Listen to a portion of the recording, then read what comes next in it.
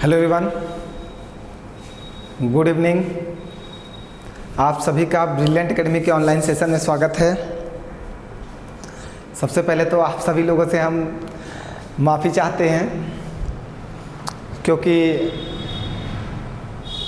आपके मन में एक डाउट होगा कि सर 2 दिन क्लास लेते हैं, उसके बाद फिर आप गायब हो जाते हैं, फिर 2 दिन क्लास लेते हैं, फिर गायब हो जाते हैं। लेकिन प्यारे बच्चों, कुछ समस्याएं ऐसी हैं हमारे साथ, जब तक जीवन की जो ये समस्याएं हैं ये अनुकूल नहीं हो जाती, परिस्थिति के अनुसार अनुकूल नहीं हो जाती, तब तक आदमी परेशान रहता है। तो देखते हैं कि ऊपर वाला कब हमारी जो लाइफ की ये समस्याएं हैं ये हमारी परिस्थितियों के अनुसार अनुकूल करता है। प्रयास है, हर 3 महीने बाद परिस्थितियों में बदलाव होता है और परिस्थितियाँ अनुकूल नहीं हो पाती, जिसकी वजह से मुझे डिस्टर्बेंस आपके साथ करना पड़ रहा है। बहुत दुख है क्योंकि इस तरह तो क्लासेस चल भी नहीं पाएंगे जिस तरह हम चला रहे हैं, जो सच बात है। क्योंकि जब भी बच्चे हमसे जुड़ेंगे उसके बाद वो फिर टूटेंगे, फिर जुड़ेंगे, फिर टूटेंगे। ये सिलसिला कब तक चलेगा? ये एक लंबा सिलसिला हो जाएगा, फिर बच्चों को समस्याएं होने लगेंगी। प्रयास हमेशा हमारा रहता है कि हम आपको लगातार पढ़ाएं, लेकिन नहीं पढ़ा पाते हैं, इसके लिए क्षमा चाहते हैं। वैसे हमने जहां से क्लासेस स्टॉप की थी, 2-3 दिन से बंद की थी, बीच में हमने कंटिन्यू किया, लेकिन फिर से डिस्टर्बेंस हुआ, फिर क्लासेस रोकनी पड़ गई। प्रयास रहेगा कि क्लासेस रोकनी ना पड़े, थोड़ा सा कोशिश ज़रूर की जाएगी कि कैसे भी करके आपको पढ़ाया ज़रूर जाए। तो हम लोग परसेंटेज के मोस्ट इम्पॉर्टेंट क्वेश्चंस डिस्कस कर रहे थे। हमने जो इससे पहले वाली क्लास डिस्कस की थी उसमें हमने CGL और CPO SI के क्वेश्चन डिस्कस किए थे। जो एक टॉप लेवल के क्वेश्चंस होते हैं उनको हम लोग डिस्कस कर रहे थे। तो आज हम लोग जो डिस्कस करने जा रहे हैं वो CGL CPO के ही कुछ टॉप लेवल के क्वेश्चंस हैं। मोस्ट इम्पॉर्टेंट प्रश्न है जिसमें हम लोग सीखेंगे कि बड़े से बड़े प्रश्नों को सॉल्व करने के कुछ अलग से एक नया अंदाज। तो क्लास को प्रारंभ की जाए बेहतरीन क्वेश्चंस के साथ। आप लोग जुड़ते रहिए। एक बार फिर से हम आपसे रिक्वेस्ट करते हैं कि जुड़ते रहिए। हमारा प्रयास असफल है लेकिन हमेशा असफल नहीं रहेगा। ये प्रयास सफल ज़रूर होगा क्योंकि जिसने मेहनत की है उसको सफलता तो मिलेगी। हम मेहनत नहीं कर पा रहे हैं इसलिए हम असफल हो रहे हैं। हम जिस दिन से मेहनत करने लगेंगे उस दिन से हम सफल होना स्टार्ट हो जाएंगे। तो आप जोड़ते रहिए, सफलता तो मिलनी है, आज नहीं तो कल। तो सबसे पहले हम लोग क्लास स्टार्ट करते हैं और CGL CPO के SI के क्वेश्चन से डिस्कस करते हैं। ये CPO SI 2020 CGL 2020 का आया हुआ प्रश्न है। प्रश्न को देखिएगा, कितना बढ़िया और कितना बेहतरीन प्रश्न CGL ने पूछा। पहली चीज़ तो हमें इसकी लैंग्वेज समझनी होगी, दूसरी चीज़ हमें इसकी फीलिंग समझनी होगी, तीसरी चीज़ हमें लगाने का पैटर्न सीखना होगा। तो हमें सब कुछ समझते हुए चलना है। क्वेश्चंस की लैंग्वेज समझना है, क्वेश्चंस के पैटर्न को समझना है, क्वेश्चन को कैसे सॉल्व करना है, ये सब हमें समझना है। तो एक एक लाइन को पढ़ेंगे और एक एक लाइन को समझेंगे, उसके बाद क्वेश्चंस को लगाने का प्रयास करते हैं, उसके बाद प्रश्न को लगाने का प्रयास किया जाएगा। पहले तो कह रहा है एक व्यक्ति का मासिक वेतन 75,000 रुपये था जिसे वह पारिवारिक खर्च E करों T दान C पर व्यय किया करता है और शेष राशि बचाता था। E आय का 60% था, T E का 20% था और C T का 15% था। जब उसके वेतन में 40% की वृद्धि हुई तो उसने E का प्रतिशत स्तर तो बनाए रखा, लेकिन T E का 30% और C T का 20% हो गया। उसके पूर्व वेतन की बचत और उसके वर्तमान वेतन की बचत का अनुपात ज्ञात करें। चलिए, बहुत ही अच्छा प्रश्न है, पहले समझिएगा सभी लोग और फिर हम बताते हैं कैसे सॉल्व करना है। देखिए, उसका वेतन हमें 75,000 रुपये दिया गया है, लेकिन हम व्यक्ति का वेतन अगर 75,000 लेंगे तो कैलकुलेशन कठिन हो जाएगा। पेपर में प्रश्न लगाना थोड़ा सा हमारे लिए कठिन हो जाएगा। तो हम 75,000 ना लेके हम वेतन को 100 मान लेंगे कि उस व्यक्ति का जो वेतन है, सुनते जाइएगा, वो 100 है। वेतन कितना है? 100 रुपये है। आय उसकी 100 है। अब समझिएगा, जिसे वह पारिवारिक खर्च E, T और C पर व्यय करता है। इस वेतन को 3 जगह व्यय करता है, एक E पर करता है, एक C पर करता है और एक T पर करता है। इस वेतन को वो 3 जगह खर्च करता है और कैसे कैसे खर्च करता है। ई आय का 60% था। जो ई है ये आय का 60% था, मतलब 100 का 60%, मतलब ई जो है वो 60 रुपये था। 100 का 60% मीन्स 60 रुपये था। फिर आइए टी ई का 20% था। जो टी है, सॉरी, तो टी को इधर रख देते हैं, टी को यहाँ रखिए और सी को यहाँ रखिए।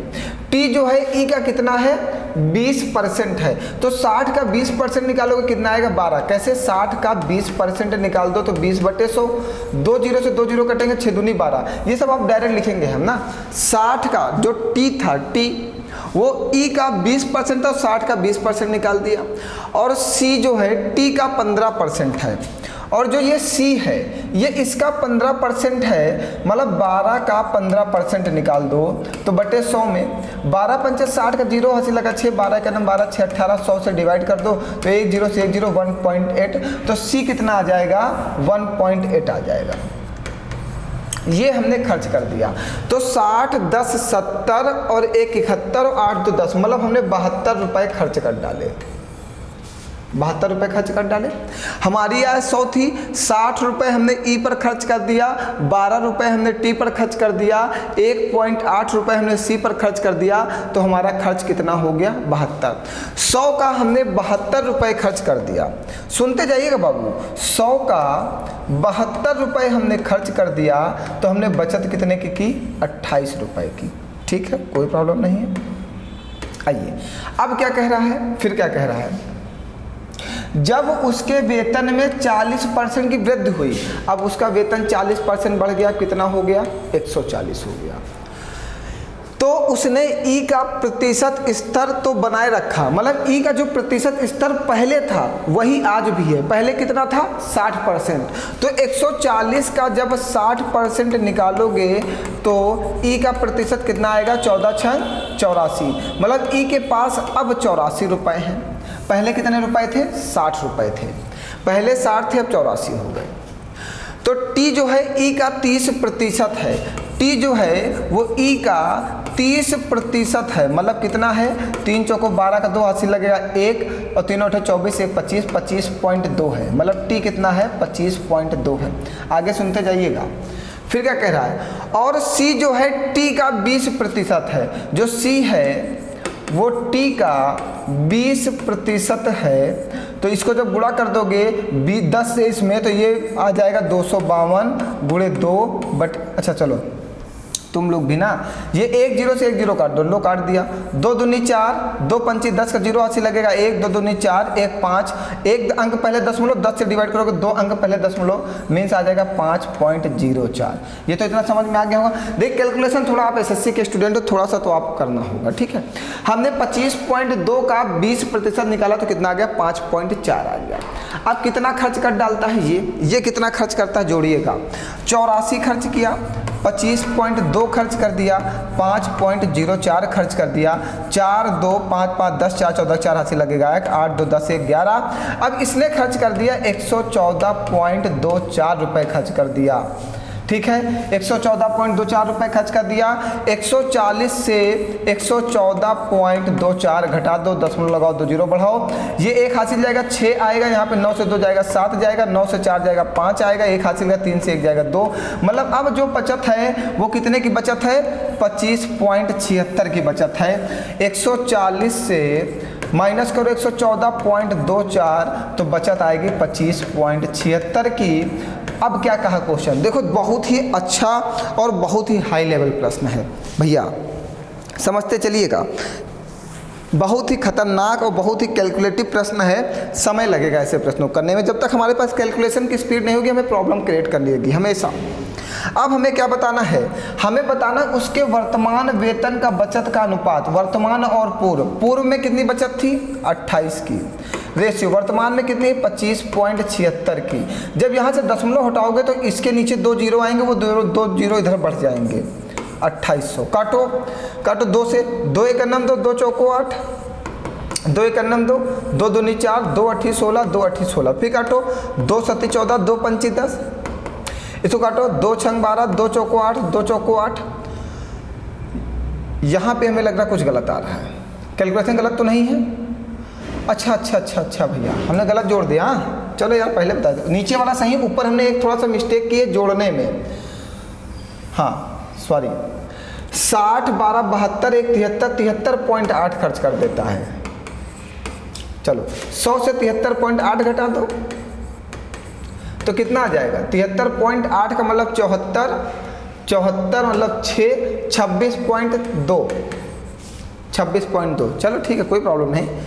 चलो 26.2 अनुपात 25.76 हो जाता है कभी कभी। दशमलव हटाओगे तो नीचे 2 जीरो आएंगे, दशमलव हटाओगे नीचे 1 जीरो आएगा, 1 जीरो से 1 जीरो कट जाएगा। इस 10 का गुणा इसमें कर दोगे तो 2620, एक दशमलव रेशियो 2576। अब काटोगे तो 2 1 9 2, 2 3 6, 2 1 9 2 रेशियो 2 1 9 2, 2 2 4, 2 8 16, 2 8 16। फिर काटो 2 6 12, 2 5 10, 2 5 10, 2 6 12, 2 चौको 8, 2 चौको 8, मीन्स रेशियो बनेगा 655 रेशियो 674। भैया प्रश्न थोड़ा सा अजीब है तो समय ज़रूर लगेगा। प्रश्न आपका नॉर्मल नहीं है, अगर नॉर्मल होता तो समय कम लगता, नॉर्मल नहीं तो समय ज़्यादा लगेगा। कैलकुलेशन है, कैलकुलेटिव प्रश्न एसएससी ज़रूर डालता है और सीजीएल 2020 में पूछा गया है, तो कोई नॉर्मल प्रश्न नहीं पूछा गया। अच्छा प्रश्न और थोड़ा सा टेक्निकल प्रश्न और थोड़ा सा हाई लेवल अच्छी क्वालिटी का प्रश्न था जो इतना कैलकुलेटिव हो गया। एक बार और समझा दिया जाए, एक बार मैं जल्दी से समझाता हूँ, समझिएगा। देखो अब एक बार लैंग्वेज से हम लोग पकड़ते चलते हैं और समझाते चलते हैं। कह रहा है एक व्यक्ति का मासिक वेतन 75,000 रुपये था। अगर हम 75,000 रुपये ले लेते तो कैलकुलेशन कठिन हो जाता, तो हम नहीं लगा पाते, इसलिए हमने व्यक्ति का मासिक वेतन 100 रुपये मान लिया। 100 रुपये मान सकते हैं, व्यक्ति महीने में 100 रुपये कमाता है, ठीक है। क्या कह रहा है? जिसको वो 3 प्रकार से खर्च करता है, एक तो करता है पारिवारिक खर्च पे, एक करता है करों में, एक करता है दान में।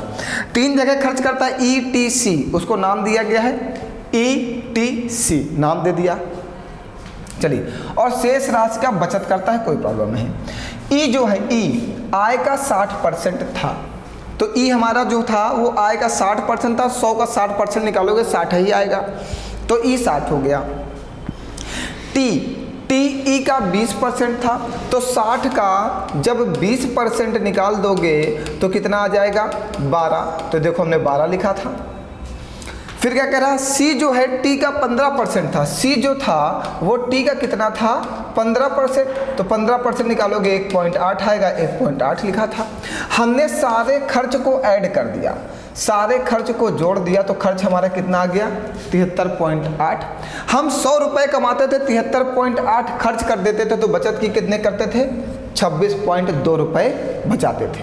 फिर क्या कहा उसके वेतन में 40% की वृद्धि हुई, तो उसका वेतन 100 रुपये था, 40 बढ़ गया, कितना हो गया? 160 हो गया। उसके बाद क्या किया गया?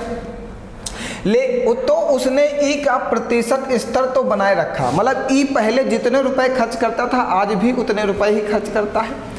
तो 140 का 60% निकाला, तो ई का जो है स्तर वो आ गया अब 84 रुपये ई खर्च कर रहा है। ई कितने रुपए खर्च कर रहा है? 84। हाँ आइए, फिर कह रहा टी जो है ई का 30% है। टी जो है ई का 30%, तो 84 का 30% निकाले थे तो कितना आया था? 25.2।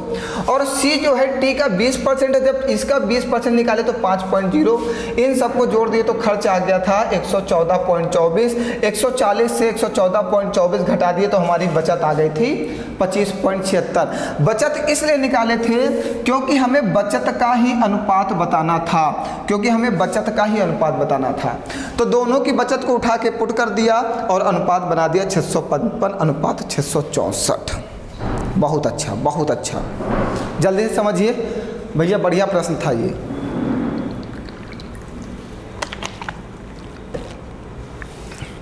चलिए अगला प्रश्न लिया जाए। सबको समझ में आ गया?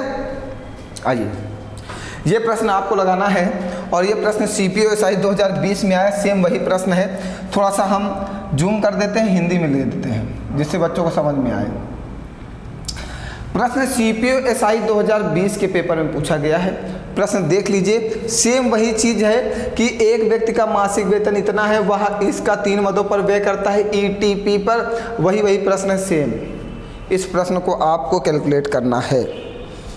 ये हमने एक आपके लिए भी डाल रखा था कि एक मैं समझा दूंगा, दूसरा प्रश्न मेरे प्यारे जितने भी विद्यार्थी हैं वो सभी लोग लगा लेंगे और हमें विश्वास है हमें आशा है, पूर्ण विश्वास है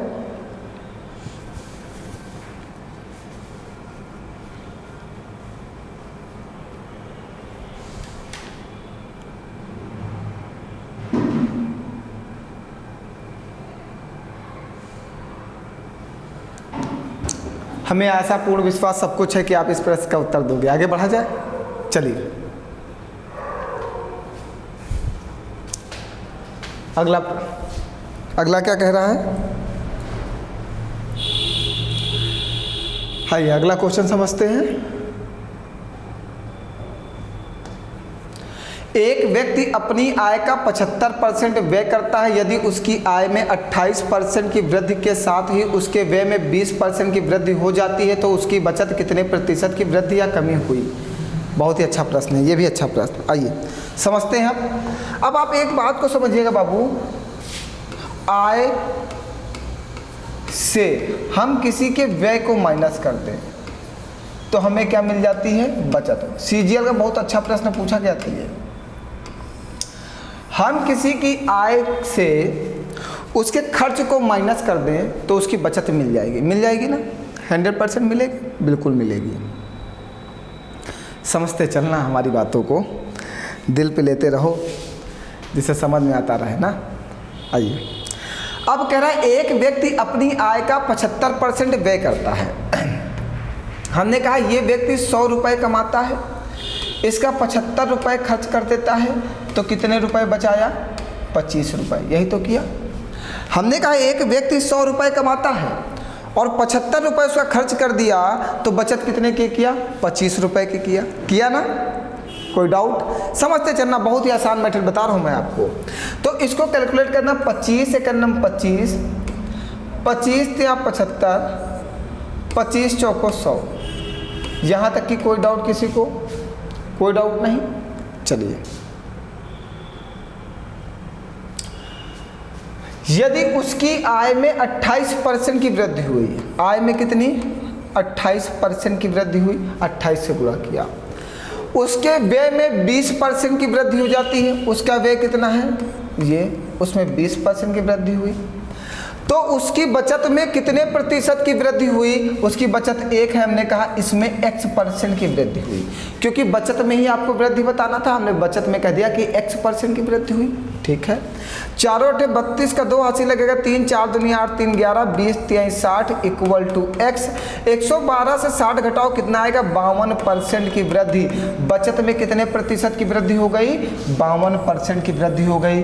बताओ कोई डाउट है? सीजीएल का बहुत ही अच्छा और बेहतरीन प्रश्न है, कहीं पर कोई डाउट? उसने जहाँ जहाँ जैसे कहा मैं उस रूल को अप्लाई करता चला गया और मेरा आंसर आ गया। उसने कहा उसकी आय को 28% बढ़ाया गया, हमने 28 से गुणा कर दिया। उसने कहा उसके व्यय को 20% बढ़ाया गया, हमने व्यय में 20 से गुणा कर दिया। उसने कहा उसके बचत में कितने प्रतिशत का परिवर्तन किया जाए, तो हमने कहा x का परिवर्तन किया जाए। कैलकुलेट कर दिया तो x की वैल्यू आ गई 52%, प्लस में आया तो वृद्धि होगी। कोई डाउट किसी को? भैया किसी कोई डाउट? पूछ लो, डाउट नहीं रहना चाहिए।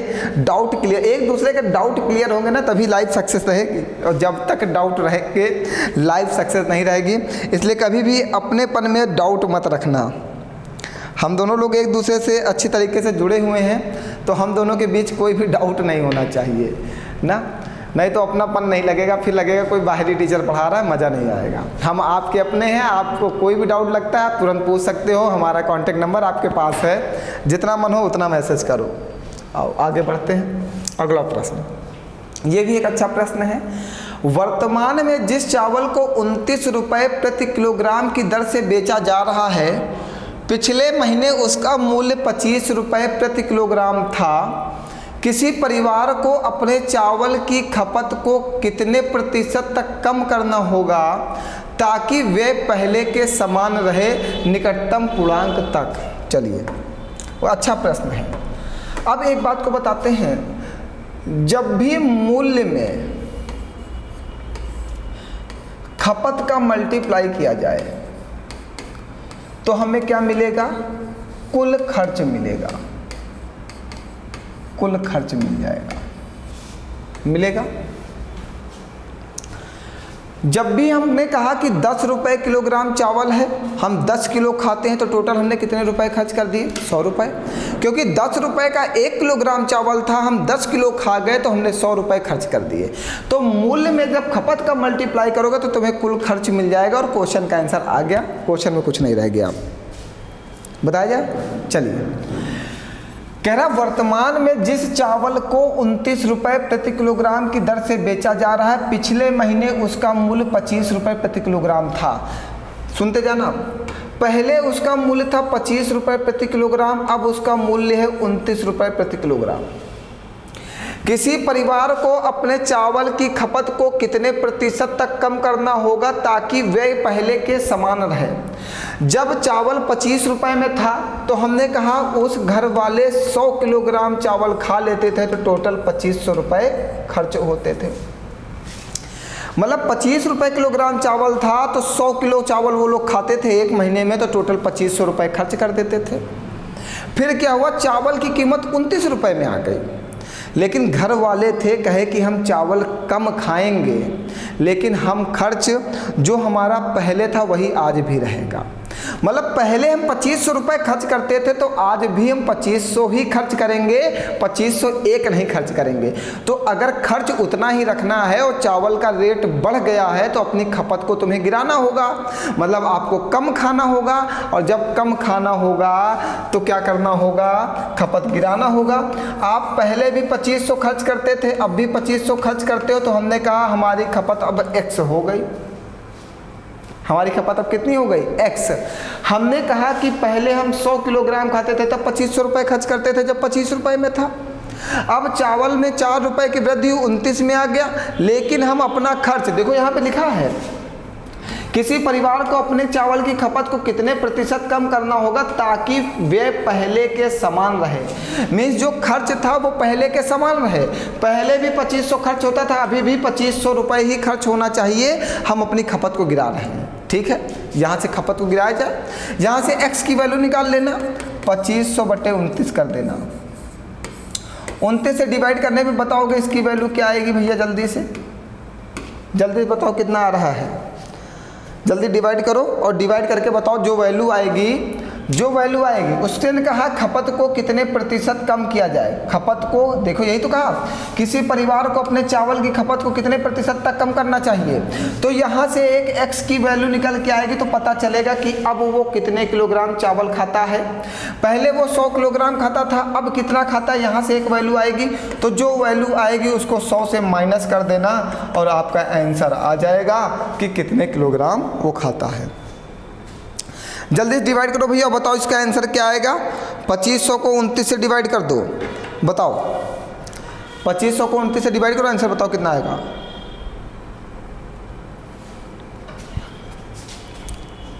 आया 86.2।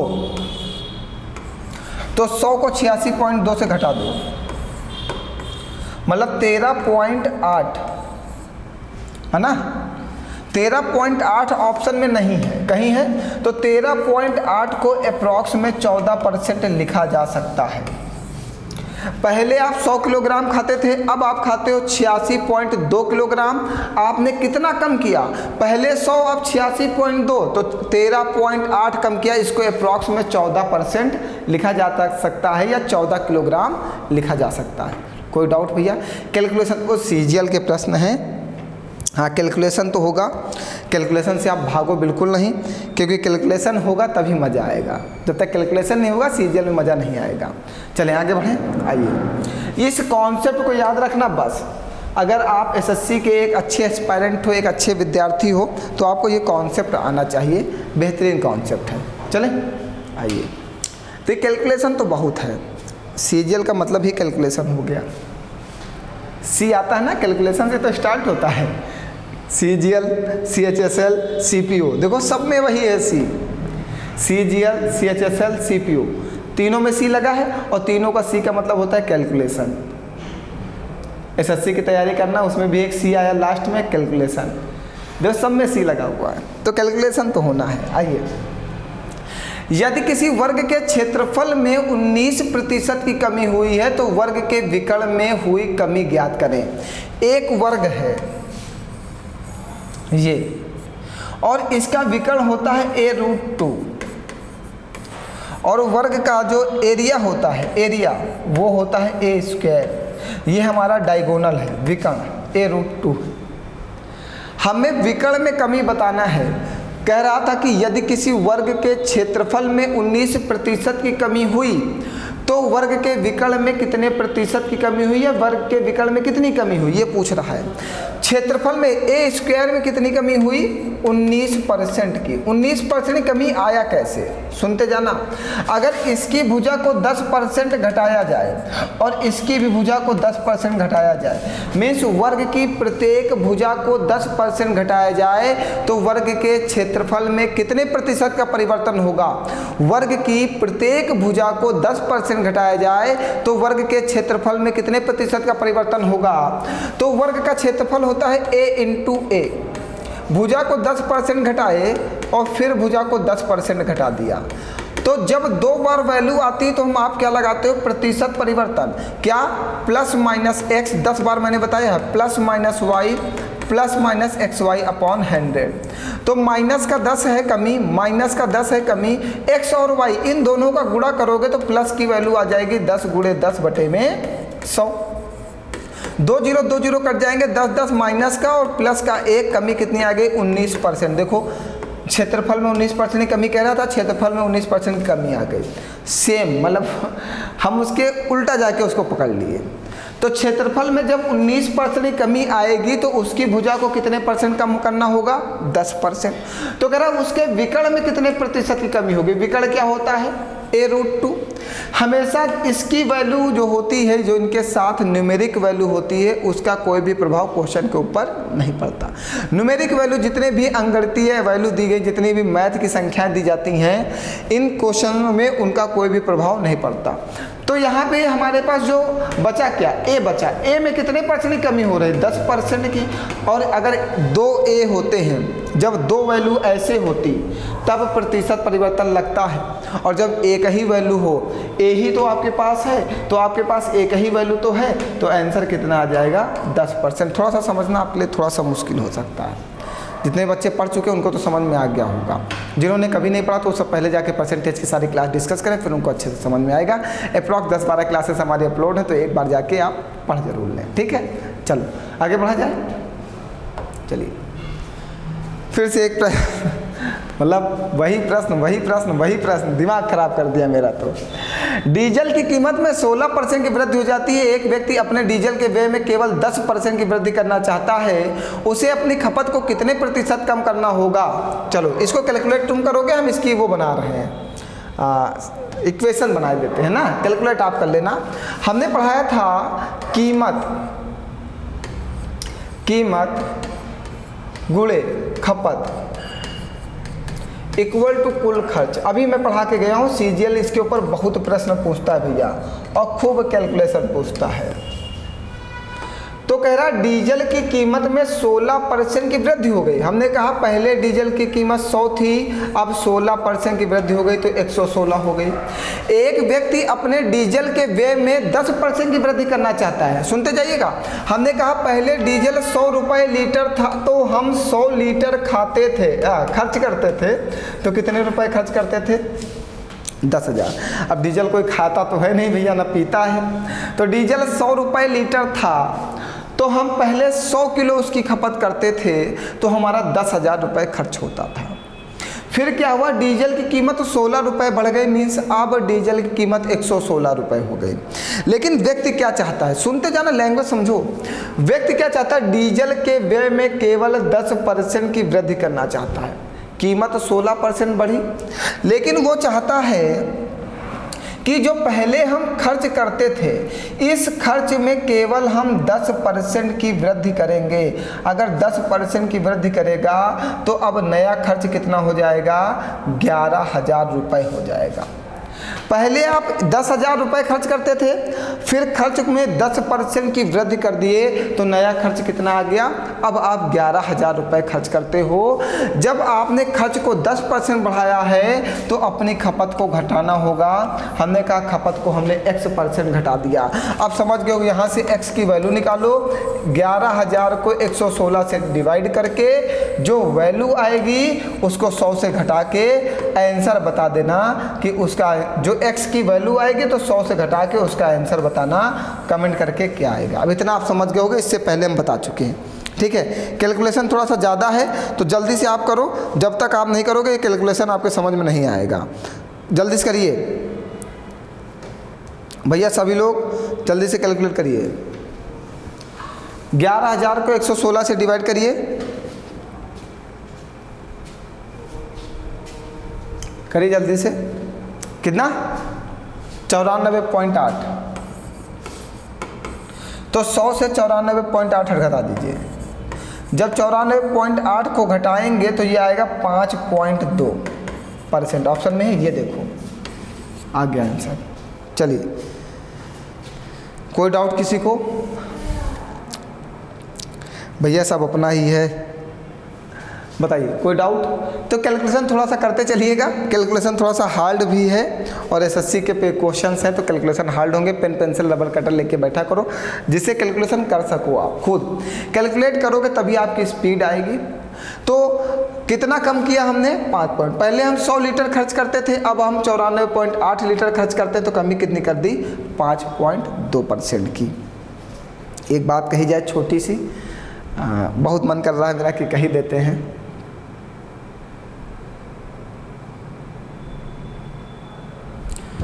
जिंदगी में अपनेपन का पौधा लगाने से पहले, जिंदगी में अपनेपन का पौधा लगाने से पहले जमीन परख लेनी चाहिए।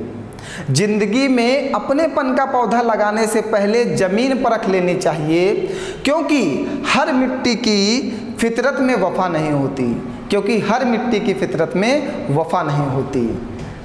किसी से भी जुड़ने से पहले आपको समझना होगा। आप हमसे भी जुड़ना है तो आपको पहले हमें समझना होगा कि हम आपके लिए ही काम कर रहे हैं या किसी और के लिए काम कर रहे हैं। आप हमारे साथ जुड़ रहे हो या किसी भी टीचर के साथ जुड़ रहे हो तो सबसे पहले आपको समझना होगा कि वो टीचर हमें वो कंटेंट दे पाएगा, मटेरियल दे पाएगा, अवेलेबल करा पाएगा या नहीं करा पाएगा, जिससे आपको प्रॉफिट हो। तो किसी से भी अपनेपन से जुड़ने से पहले ये समझ लेना कि वो जो सामने वाला बंदा है वो आपके लिए लाभदायक है या हानिकारक है। अगर हानिकारक है तो उससे दूरी बना के रखना है, और अगर लाभदायक है तो उसके पास चले जाना है। तो ये भी आपको समझना है कि आपके पास 4, 5, 6 टीचर होंगे जो आपको पढ़ाते होंगे, जिनसे आप ऑनलाइन में पढ़ते होंगे, अलग अलग कंटेंट पढ़ते होंगे। तो ये समझना कि किस टीचर से आपका फ़ायदा है, उस टीचर से पढ़ना। और अप्रॉक्स सभी टीचर अच्छे होते हैं, सभी मेहनती होते हैं, सभी कोशिश यही करते हैं कि जितने भी सामने वाले बच्चे हैं उनका कभी भी नुकसान ना होने पाए। हम भी अब प्रयास करेंगे कि आपका नुकसान ना होने पाए। हम सारी सबसे दूरियां बना लेंगे, सिर्फ अपने से मतलब रखेंगे, जिससे कि हम आपको प्रॉफिट दे सकें और आपका लाभ हो सके, आप नौकरी पा सको। देखो, जो समस्याएं हैं वो कभी समाप्त नहीं होंगी, मुझे ऐसा लगता है। अब समस्याओं में रह के ही काम करना होगा, उन समस्याओं के साथ हमें जीना होगा। वो परिस्थितियाँ अनुकूल कब होती हैं हमें भी नहीं पता, तो देखते हैं, इंतज़ार करते हैं उन परिस्थितियों का अनुकूल होने के लिए कि कब अनुकूल होंगे, तब तक पढ़ते रहते हैं। और प्रश्न है? चलिए, एक छोटा सा प्रश्न हम ये वाला चाहते हैं कि कुछ संख्या पर आधारित है, हम इसकी एक इक्वेशन बना देते हैं, आप इसको लगाना ज़रा से। हमें बहुत अच्छा प्रश्न लगा क्योंकि ये CGL 2020 में एक बेहतरीन प्रश्न पूछा था। हम इसकी एक इक्वेशन बना देते हैं, आप ज़रा से लगा के देखना। देखिएगा, कह रहा है 110 को X% कम किया जाए। 110 को कितना कम कर दिया जाए? X% कम किया जाए तो 100 से X% को घटा दो और परसेंट का चिन्ह हटाओगे, नीचे 100 आ जाएगा। तो प्राप्त परिणाम, जो परिणाम प्राप्त होता है, 50 को X% बढ़ाया जाए। 50 को X% बढ़ाया जाए तो 100 में X को जोड़ दो, बटे में 100 कर दो, परसेंट का चिन्ह हटाओगे, नीचे 100 आएगा। उसने कहा, सुनते जाना भैया, उसने कहा जब 110 को X% कम करने पर प्राप्त परिणाम, जब 110 को X% कम करते हैं तो जो प्राप्त परिणाम 50 है उसको x% बढ़ाया जाए तो दोनों आपस में क्या हो जाते हैं, समान हो जाते हैं, मीन्स बराबर हो जाते हैं। देखो यही तो कह रहा है समान है। यहाँ से हम x की वैल्यू कैलकुलेट करेंगे। देखो 2 0 कटेंगे, 1 0 से 1 0 कटेगा, सॉरी यहाँ हमने गलत काट दिया, ये 100 ही लिखा रहेगा। ये 1 0 से 1 0 कटेगा, ये वाला 11 के अंदर गुणा करोगे 1100, ये 11x इक्वल टू 500 और 5x। 500 को इधर भेज दो तो 1100 से 500 घट जाएगा 600, ये माइनस को उधर चला जाएगा तो 16x, तो ये कट जाएगा 4 चौको 16, ये 150 और ये आ जाएगा 75/2। x की वैल्यू आ गई 75/2। कैलकुलेट कर लेना, 75/x की वैल्यू आएगी। अब इसको आप यहाँ पे लगा लेना, 650 गुणे 75/2 गुणे 100, ये यहाँ से एक वैल्यू निकालना और 780 गुणे x की वैल्यू इसमें पुट कर दे रहे हैं 75/2 माइनस 10 और गुणे 100 या परसेंट लगाए रहो, बाद में 100 कर लेना। 780 गुणे ये 2 दूनी 20, 20 से इसको हटा दो 55/2, परसेंट का चिन्ह हटाओगे नीचे 100, यहाँ से एक वैल्यू निकाल लेना।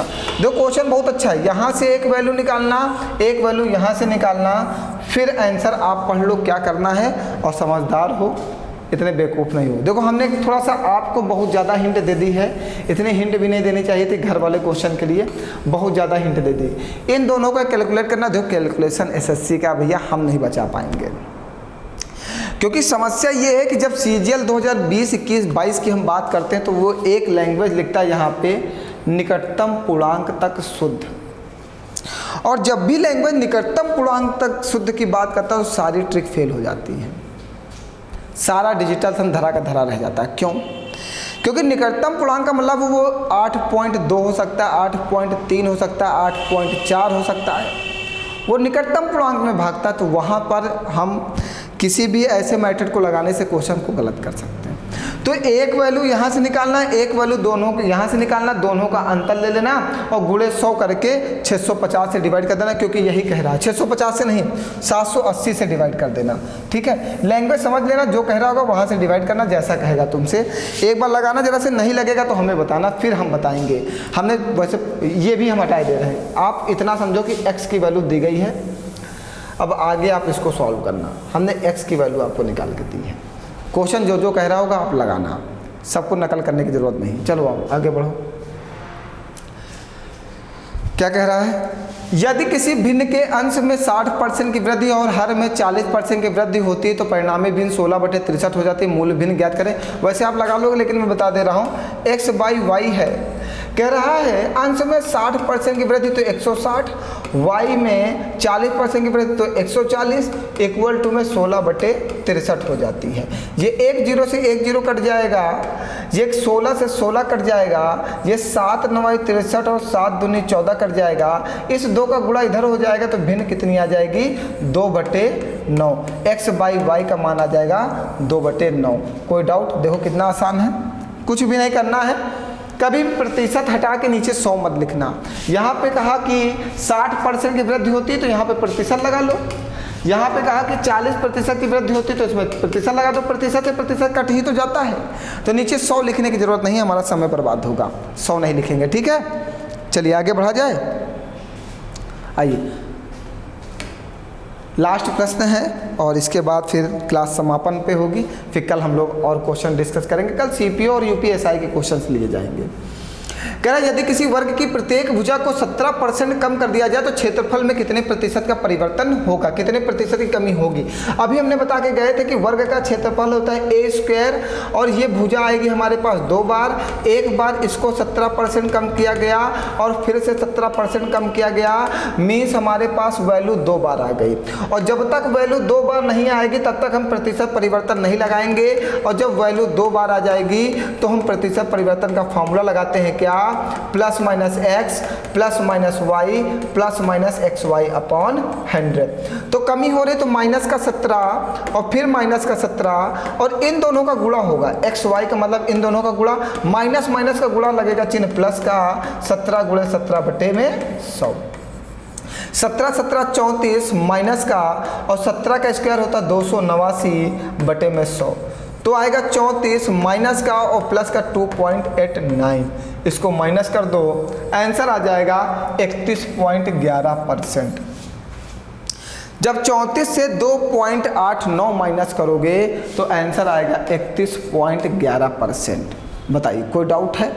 ये बात को ध्यान रखना, जब आपके पास 2 बार वैल्यू आ जाए और कुल प्रतिशत, कुल क्षेत्रफल में परिवर्तन, क्षेत्रफल में कितने प्रतिशत का परिवर्तन होगा, तो आपके पास अगर वैल्यू 2 बार हैं, अगर वैल्यू 2 बार हैं तो आप डायरेक्ट वहाँ पे प्रतिशत परिवर्तन लगाना। ये भैया हमने परसेंटेज में बहुत सिखाया है, इसको ध्यान रखना, ये बहुत पूछा जाता है CGL, CHSL, CPSI। आज हमने कुछ कम क्वेश्चंस लिए थे क्योंकि थोड़ा सा आप जान ही रहे हैं कुछ इशू है हमारे साथ, वो इशू जल्दी क्लियर करके हम लोग फिर आपके साथ बढ़िया तरीके से जुड़ेंगे जिससे आपकी समस्याओं का समाधान हो सके। चलिए फिर मिलते हैं कल नेक्स्ट क्लास में और बेहतरीन प्रश्नों के साथ आपके साथ जुड़े रहेंगे। अब हम रोज़ किसी भी दिन ऑप्शन करने की संभावनाएं बहुत कम करेंगे, ठीक है। अब आप जुड़ते रहो, कोशिश पूरी रहेगी। अब हम सारी समस्याओं का समाधान लेके आपके साथ खड़े होंगे, वो समस्याएं छोड़ देंगे। अब 2 साल हम आपके साथ। चलिए फिर मिलते हैं कल नेक्स्ट क्लास में। धन्यवाद आप सभी लोगों का।